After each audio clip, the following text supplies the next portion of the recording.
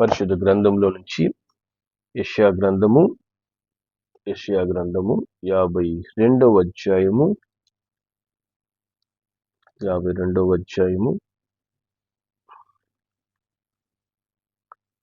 12వ వచనాన్ని మనం చదువుకుందాం. యెషయా గ్రంథం 52:12. మీరు త్వరపడి బయలుదేరరు, పారిపోవు రీతిగా వెళ్ళరు. యెహోవా మీ ముందుగా నడుచును. ఇశ్రాయేలు దేవుడు మీ సైన్యపు వెనుకటి భాగమును కావలి కాయును. దేవుని నామానికి మహిమ కలుగును గాక. దేవుడు మనలను బలపరచుటకు, ధైర్యపరచుటకు చక్కని వాక్యంతో మనతో మాట్లాడుతున్నారు. మీరు త్వరపడి బయలుదేరరు, పారిపోవు రీతిగా వెళ్ళరు.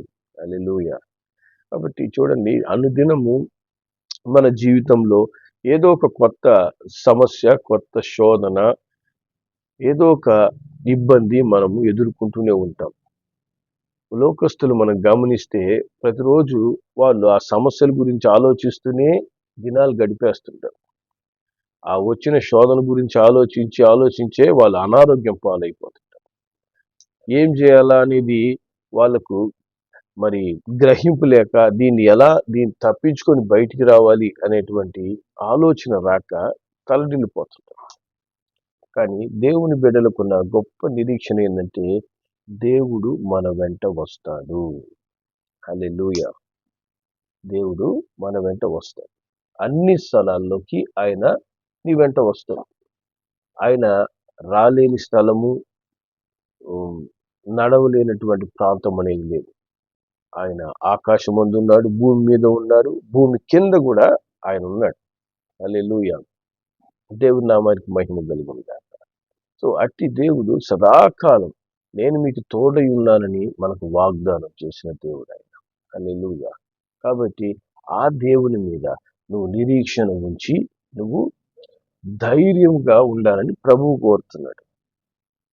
దేవుని మీద నిరీక్షణ ఉంచినప్పుడు దేవుడు నన్ను నడిపిస్తాడనేటువంటి విశ్వాసం కలిగిన వారు ఎలా ఉంటారంట?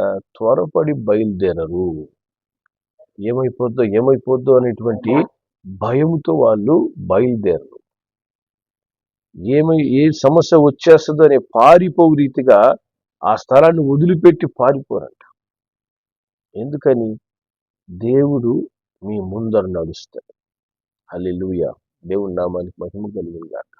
మన దేవుడు ఎటువంటి వాడంటే, ఎవరైతే దేవుడు వారిని నడిపించాలి, వారికి సహాయం చేయాలని ఆశపడతారో అటువంటి వారికి దేవుడు ఏం చేస్తాడు? వారి ముందుగా నడుస్తాడు. ఆమేన్.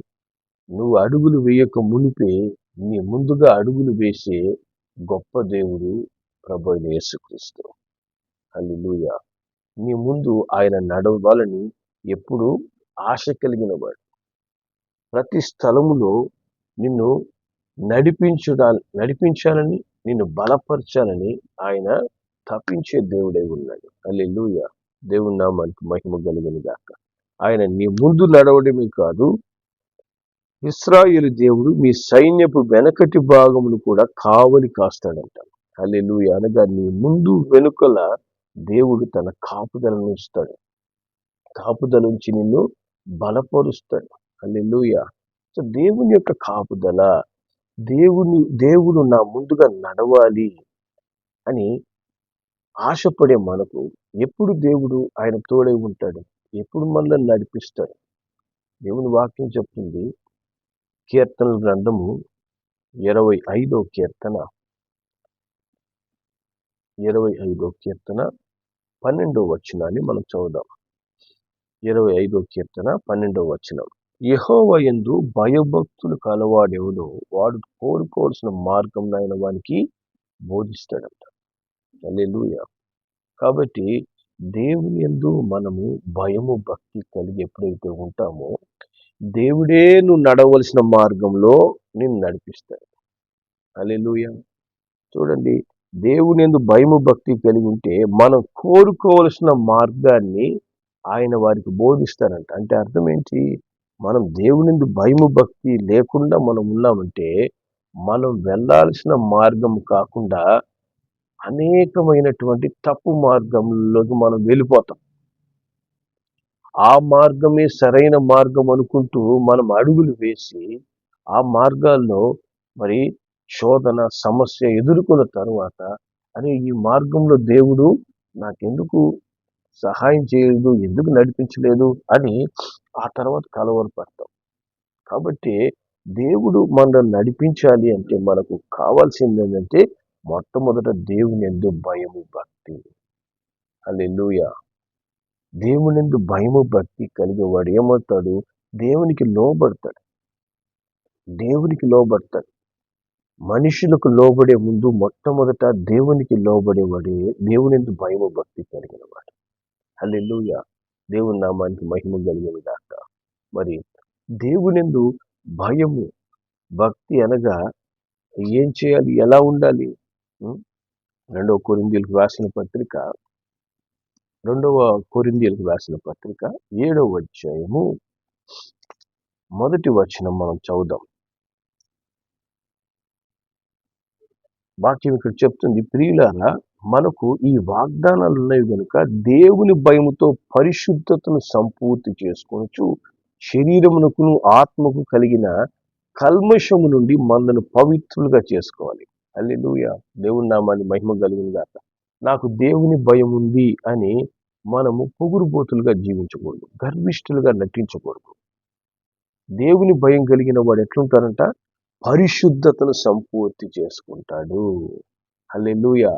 నేను నా క్రియల్లో పరిశుద్ధత, నా యొక్క మాటల్లో పరిశుద్ధత, నా ప్రవర్తనలో పరిశుద్ధత, ప్రతి విషయంలో నేను పరిశుద్ధంగా జీవించాను. ఎందుకని? నా దేవుడు పరిశుద్ధుడు. ఆయన నా ముందర నడుస్తాడు, నా వెనక నన్ను కాస్తాడు, నన్ను కాపాడతాడు. కాబట్టి అట్టి కాపాడే దేవుడు నా వెంట ఉండాలంటే నేను పరిశుద్ధంగా ఉండాలి. హల్లెలూయా. దేవుని నామానికి మహిమ కలుగునుగా. మన దేవుడు అపవిత్రుడైనప్పుడు మనం అందరం అపవిత్ర క్రియలు చేసుకుని ఉంటే ఆయన అపవిత్రుడుగా మనతో ఉంటాడు. కానీ దేవుడు ఎటువంటి వాడంట? నేను పరిశుద్ధుడను అని చెప్పిన దేవుడు మన దేవుడు. హల్లెలూయా. కాబట్టి ఆయన యందు భయము కలిగి జీవించడం అంటే ఏంటంటే మనం ఏం చేయాలి? పరిశుద్ధతను సంపూర్తి చేసుకోవాలంట. ఇంకా ఇంకా నేను ఎలా పరిశుద్ధంగా జీవించాలి అని అనుదినము మనం ఆలోచించాలి. అనుదినము మనం సరి చేసుకోవాలి. అదే దేవుని భయం అంటే. దేవుని భయం అంటే ఏదో కొన్ని సమయాల్లో కొన్ని సందర్భాల్లో భయపడినట్లు నటించడం భయం కాదు. అన్ని సమయాల్లో అన్ని స్థలాల్లో నేను పరిశుద్ధంగా ఉండాలి. నా దేవుడు నన్ను చూస్తున్నాడు, నా దేవుడు నన్ను గమనిస్తున్నాడు, నేనేం చూస్తున్నాడు, ఏం ఆలోచిస్తున్నానో చూస్తున్నాడు, ఏం ప్రవర్తిస్తున్నానో చూస్తున్నాడు. అన్ని ఆయన చూస్తున్నాడు కనుక నా పరిశుద్ధతను నేను సంపూర్తి చేసుకోవాలి. సంపూర్తి చేసుకోవడం అంటే ఏంటంట? శరీరమునకు ఆత్మకు కలిగిన కల్మషము నుండి మనను పవిత్రులుగా చేసుకోవాలి. ఈ శరీరంకు కలిగినటువంటి కల్మషము, ఆత్మకు కలిగినటువంటి కల్మషము నుండి మనల్ని ఏం చేయాలంట? పవిత్రులుగా చేసుకోవాలి. హల్లెలూయా. ఎట్లా పవిత్రులుగా చేసుకుంటాం? శరీరానికి కలిగిన కల్మషాన్ని, ఆత్మకు కలిగిన కల్మషాన్ని ఎట్లా పవిత్రులుగా చేసుకుంటాం? హల్లెలూయా. దేవుని వాక్యం చెప్తుంది. ఎఫెసీయులకు రాసిన పత్రిక 5వ అధ్యాయం 25 నుంచి 27వ వచనం వరకు మనం చదువుదాం. ఎఫెసీ 5:25వ వచనం నుంచి, పురుషులారా మీరు మీ భార్యను ప్రేమించండి, అటువలే క్రీస్తు కూడా సంఘాన్ని ప్రేమించి అది కలంకమైనను ముడతైనను అట్టిది ఏదైనా లేక పరిశుద్ధమైనది గాను నిర్దోషమైనది గాను మహిమ గల సంఘము గాను ఆయన తన ఎదుట దాన్ని నిలవబెట్టుకొనవలనని వాక్యముతో ఉదక స్నానం చేత దాన్ని పవిత్రపరిచి పరిశుద్ధపరచుటకై దాని కొరకు తను తాను అప్పగించుకున్నాడు. హల్లెలూయా. దేవుని నామానికి మహిమ కలుగును గాక. మనల్ని పరిశుద్ధపరచగలిగేది ఏంటి? దేవుని వాక్యం. దేవుని వాక్యం. హల్లెలూయా. దేవుని వాక్యం. ప్రభువైన యేసు ఏం చేశాడంట? కలంకమైన ముడతైన ఇంకా ఏ విధమైనటువంటి పాపం మనలో ఉండకూడదని ఆయన మనను పరిశుద్ధులుగా నిర్దోషులుగా చేయడానికి ఏం చేశాడంట? వాక్యముతో ఉదక స్నానం చేశాడంట. మనల్ని పవిత్రపరిచి పరిశుద్ధపరచడానికి తను తాను అప్పగించుకున్నాడంట.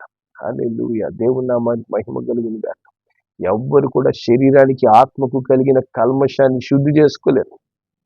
శుద్ధి చేసుకునేందుకు ఏ మార్గం లేదు. దానికి ఒకటే మార్గం ఏంటంటే దేవుని వాక్యం. ఎందుకంటే నువ్వు వాక్యము చదువుతూ ఉండగా ఆ వాక్యం ఏం చేస్తుంది? మన శరీరము, మన యొక్క ఆత్మలో ఉన్నటువంటి ప్రతి ఆలోచన తలంపును పరిశీలించి పరిశుద్ధపరుస్తుంది.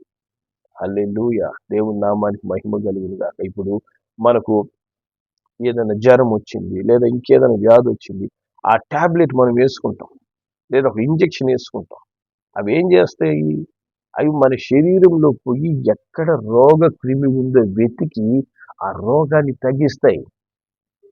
అది వాళ్ళు చేసే పని.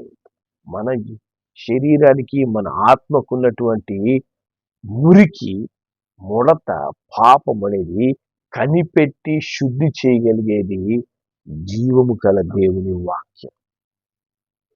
ఆ జీవం గల దేవుని వాక్యాన్ని మనం ప్రార్థనతో, భయభక్తులతో మనం ధ్యానించినప్పుడు ఆ వాక్యం ఏం చేస్తుంది? మనలో క్రియపరిచి మనల్ని శుద్ధి చేసి ఏ విధమైనటువంటి కలంకము, ముడత లేకుండా పరిశుద్ధముగా, నిర్దోషులుగా మనల్ని నిలబెడతాడు. హల్లెలూయా! దేవుని నామానికి మహిమ కలుగును గాక. మరి అట్టి దైవ భయం, అట్టి పరిశుద్ధత మనం ఎప్పుడైతే కలిగి ఉంటామో దేవుడు మనకు తోడై ఉంటాడు. హల్లెలూయా! అంతేకాకుండా యాకోబు రాసిన పత్రికలోకి వెళ్దాం. యాకోబు రాసిన పత్రిక 1వ అధ్యాయం 27వ వచనం. ఇక్కడ వాక్యం చెప్తుంది, తండ్రి అయిన 26, 27 వచనాలు చదువుదాం. 26, 27. ఎవడైనను నోటికి కళ్ళం పెట్టుకొనక తన హృదయంను మోసపరుచుకొనుచు భక్తి గలవాడు అనుకుని నెడల వాని భక్తి వ్యర్థం. తండ్రి అయిన దేవుని ఎదుట పవిత్రము నిష్కలంకమైన భక్తి ఏదనగా దిక్కులేని పిల్లలను, విధవరాళ్లను వారి ఇబ్బందిలో పరామర్శించుటయు, ఇహలోక మాలిన్యం తనకు అంటకుండా తను తాను కాపాడుకుంటయునే. హల్లెలూయా! కాబట్టి భయంతో పాటు మనకేముండాలి? భక్తి ఉండాలంట. భక్తిగా ఉండడం అంటే ఏంటంటే నోటికి కళ్ళం పెట్టుకొనక మనము ఏది పడితే అది మాట్లాడడం కాదు, హృదయాన్ని మోసపరుచుకుంటాం. మనం ఏమి చేయాలంట? దిక్కులేని పిల్లలు, విధవరాళ్లను వారి ఇబ్బందిలో పరామర్శించాలి. హల్లెలూయా! ఇహలోక మాలిన్యం అంటకుండా మనం కాపాడుకోవాలి. అదే దేవుని ఎదుట పవిత్రము నిష్కలంకమైన భక్తి అంట. కాబట్టి ఇతరుల ఇబ్బందుల్లో మనము పరామర్శించే వారిగా ఉండాలి. ఇతరుల యొక్క పరిస్థితులను ఎరిగి వారికి మనం ఏం చేయగలమని ఆలోచించగలగాలి. హల్లెలూయా! ఎందుకంటే ఇప్పుడు లోకం ఏమైపోయిందంటే పక్కవాడి సమస్యను గుర్తించలేని లోకం. ఒక గుడ్డితనంలో లోకం ఉంటుంది.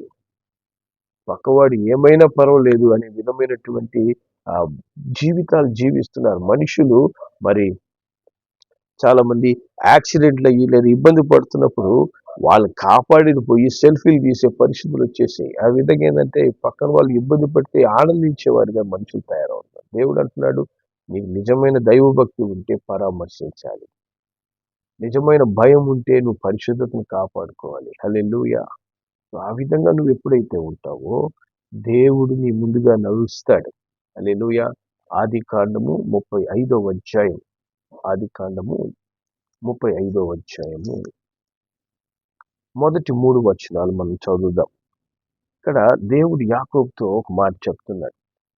నీవు లేచి బేతేలుకు వెళ్ళి అక్కడ నివసించి నీ సహోదరుని యోషావు ఎదుట నుండి నీవు పారిపోయినప్పుడు నీకు కనపడిన దేవునికి అక్కడ బలిపీఠం కట్టమని చెప్పగా, యాకోబు తన ఇంటి వారితోనూ తన యొద్దనున్న వారందరితోనూ మీ యొద్దనున్న అన్య దేవతలను పారవేసి మిమ్మును మీరు శుచిపరచుకొని మీ వస్త్రాలు మార్చుకొనిడి, మనం లేచి బేతేలునకు వెళుదుము. నా శ్రమ దినమున నాకు ఉత్తరం ఇచ్చి నేను వెళ్ళిన మార్గమున నాకు తోడై ఉండిన దేవునికి బలిపీఠం అక్కడ కట్టేదనని చెప్తున్నాడు. చూసారా? యాకోబుతో దేవుడు చెప్తున్నాడు, యాకోబు నువ్వు ఉన్న స్థలాల నుంచి ఇమ్మీడియట్ గా నువ్వు బయలుదేరాలి. ఎక్కడికి? నేను నిన్ను నడిపించాను చూసావా, ఆ స్థలంలోకి నువ్వు వెళ్ళి బలిపీఠం కట్టు, నన్ను ఆరాధించు అని దేవుడు యాకోబుతో చెప్తున్నాడంట. అప్పుడు యాకోబుకు అర్థమవుతుంది, నేను దేవునికి దూరమైనందువల్ల, నేను సరిగా నడుచుకున్నందువల్ల నా కుటుంబంలో సమస్య వచ్చింది. ఏమైంది? తన కూతురైనటువంటి దీనాను మరి చెరిచారు అక్కడ. మరి అది తెలిసి ఏమైపోయింది? వీళ్ళ వీళ్ళ కుమారులు పోయి ఆ దేశంలో ఉన్నటువంటి పురుషులను చంపేసి వాళ్ళ ఆస్తిని దొంగలించారు. భయంకరమైనటువంటి తప్పిదం అక్కడ జరిగిపోయింది. దేవునికి ఎప్పుడైతే మనం దూరంగా ఉంటామో, దేవుని భయం లేకుండా మనం జీవిస్తామో, మన జీవితంలో అనుకోని అనర్థాలు జరుగుతూ ఉంటాయి. అది వెంటనే జరగకపోవచ్చు, అది నెమ్మదిగా ఆ కార్యాలు జరుగుతాయి. ఆ తర్వాత మనకు ఇవెందుకు జరిగినాయని ఆలోచించినప్పుడు మనం దేవుని విడిచిపెట్టి ఉంటాం. దైవ భయం లేకుండా ప్రవర్తిస్తూ ఉంటాం. ఆ దేవుని భయం లేని ప్రవర్తన వలనే సమస్యలు కొని తెచ్చుకుంటాం. యాకోబు జీవితంలో కూడా అదే జరిగింది. తన కుమారులు హంతకులైపోయారు, తన కుమార్తె చెరచబడింది. ఈ పరిస్థితిలో ఏం చేయాలనుకుంటున్నప్పుడు దేవుడు అంటున్నాడు, నువ్వు లేచి మళ్ళా నా ఇద్దరు రా, నేను నడిపించిన స్థలానికి చేరుకో అని చెప్పి దేవుడు చెప్తే, అప్పుడు ఆయన ఏమంటున్నాడు? అప్పుడు దేవుడు జ్ఞాపకం వచ్చాడు, నా శ్రమ దినమున నాకు ఉత్తరం ఇచ్చిన నడిపించిన ఆ దేవుని ఎద్దుకు నేను చేరుకోవాలి. మన దగ్గర ఉన్నటువంటి ప్రతి విధమైన అన్య దేవతలు పారేసేయండి. మిమ్మల్ని మీరు పరిశుద్ధపరచుకోండి, శుద్ధి చేసుకోండి. ఎందుకంటే ఆయన పరిశుద్ధులైన దేవుడు, ఆయన దగ్గరికి మనం వెళ్ళాలి. హల్లెలూయా. ఎప్పుడైతే మీరు సరి చేసుకొని దేవుని యొద్దకు నడవడానికి నిర్ణయం తీసుకున్నారో, దేవుని వాక్యం చెప్తుంది 35వ అధ్యాయం 5వ వచనంలో, వారు ప్రయాణమైపోయినప్పుడు దేవుని భయము వారి చుట్టూ ఉన్న పట్టణముల మీద ఉండెను గనుక వారు యాకోబు కుమారులను తరుమలేదు అని దేవుని వాక్యం. హల్లెలూయా. దేవుని నామాన్ని మహిమ కలిగింది. ఎంత గొప్ప కాపుదల చూడండి. వారి పిల్లలు హంతకులు, ఆ హంతకుల్ని ఎవరు తాకలేదంట, ఎవరు పట్టుకోలేదంట. వారి ముందే నడిచిపోతున్నారు. మరి ఎవరినైతే చంపారో ఆ యొక్క పట్టణాల పక్క నుంచి వెళ్ళిపోతున్నారు. వీరే కదా చంపింది, వీరే కదా హంతకులు అని ఆ ఆలోచనతో ఎవ్వరు కూడా వీరి మీద దాడి చేయలేకపోయారు. ఎందుకంటే దేవుని భయం వారికి కలిగిందంట. వీరి వెంట దేవుడున్నాడు, వీరి వెంట దేవుడుండి వారిని కాపాడుతున్నాడు, మనం వెళ్ళి వారిని తాకలేము అనే ఒక భయం వారిలోకి వచ్చిందంట. వాళ్ళు ప్రయాణమైపోతున్నప్పుడు దేవుని భయం వల్ల మరి చుట్టూ ఉన్న పట్టణాలు వాళ్ళు వారిని తరమలేదు, వారి వద్దకు రాలేదు, వారిని ముట్టలేదు. ఎందుకని? దేవుని యందు భయము భక్తి కలిగి వీరు జీవిస్తున్నారు, సరి చేసుకుంటున్నారు, క్రమపరుచుకుంటున్నారు, తిరిగి ప్రభువు వెంట నడుస్తున్నారు. ఈ దినం నువ్వు ఏ ఆపదలో, ఎంత భయంకరమైన పరిస్థితిలో నీ కుటుంబం ఉందో, నీ కుటుంబము మరి అవమానం నిందలో, మరి ఈ యాకోబు కుటుంబంలో మరి కూతురు చెరిచారు, కుమారులు హంతకులు అయిపోయారు. నీ కుటుంబంలో పరిస్థితి ఎలా ఉందో ఈరోజు, నీ నీ జీవితం ఎలా ఉందో ఈరోజు పరిశీలించుకో. ఏ విధంగా నా పరిస్థితులు ఉన్నాయి, ఎందుకు ఈ పరిస్థితులు వచ్చినాయి? ఒకటే కారణం, తిరిగి మనం దేవునితో సమాధాన పడాలి. మనం తిరిగి దేవుని యందు భయము భక్తి కలిగి ఉండాలి. తిరిగి నిన్ను ఇప్పటి వరకు నడిపించిన దేవునికి లోబడాలి.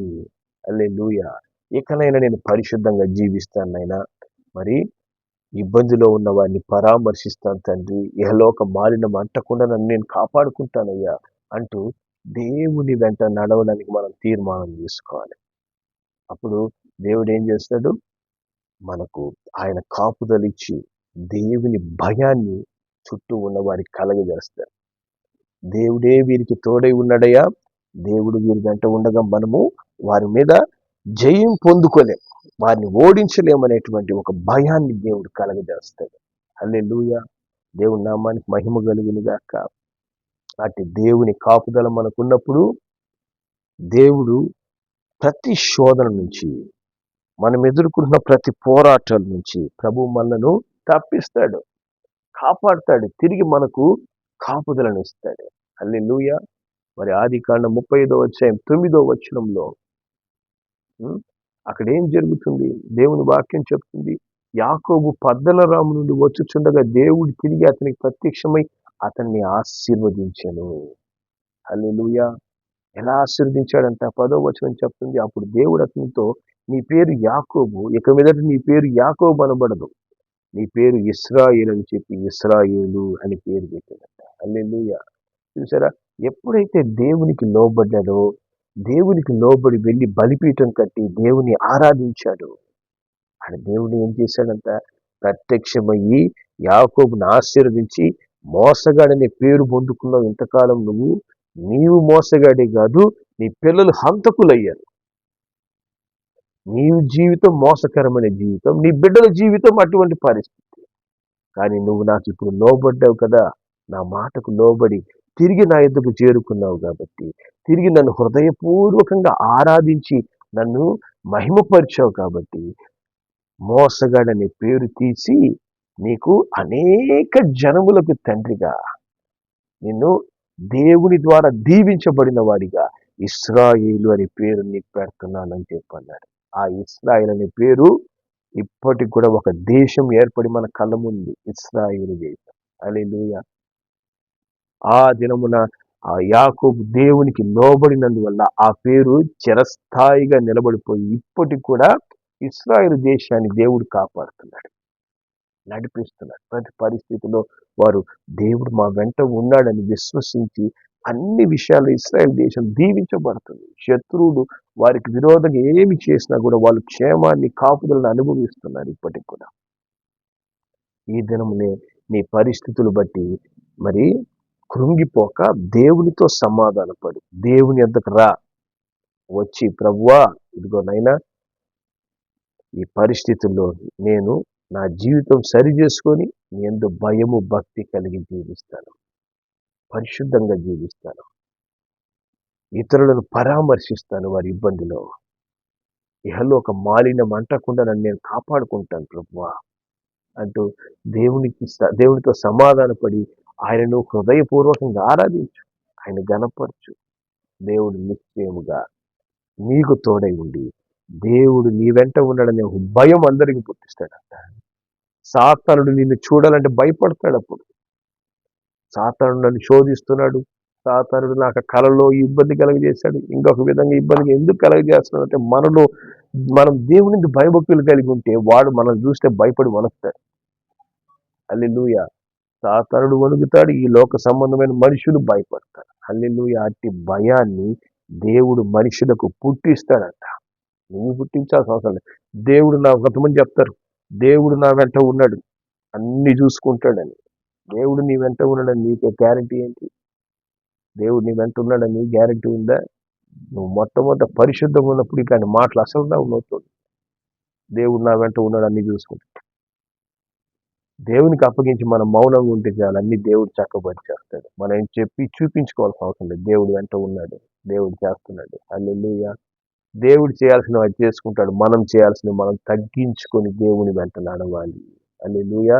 అటు ప్రభు వెంట మనం తగ్గించుకొని నడిచినప్పుడు మన జీవితాలను దేవుడు చక్కబరిచి మనల్ని దేవుడు తిరిగి ఆశీర్వదిస్తాడు. అప్పుడు మనము త్వరపడి బయలుదేరము, పారిపో రీతిగా వెళ్ళము.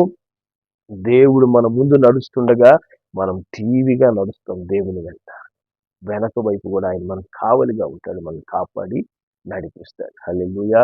అటు ప్రభువుతో నడిచే జీవితంలో పరిశుద్ధంగా దేవునికి లోబడి నడిచేందుకు ప్రభు మనకు కృప దయచేయునుగాక. ప్రార్థన చేద్దాం. ప్రేమగల మా తండ్రి పరిశుద్ధుడా, నీకు వందనాలయ్యా. అనేక సార్లు నీ వెంట నడవకనైనా మేము శోధించబడుతున్నాం, సమస్యల్లో కూరుకుంటున్నాం అయినా, మనుషుల ద్వారా, దుష్టుని ద్వారా తండ్రి సమస్యలు ఎదుర్కొంటున్నాం. యేసయ్యా తండ్రి, మమ్మల్ని క్షమించి ఆయన నీ యందు భయభక్తులు కలిగి ఉండడం మాకు నేర్పించు.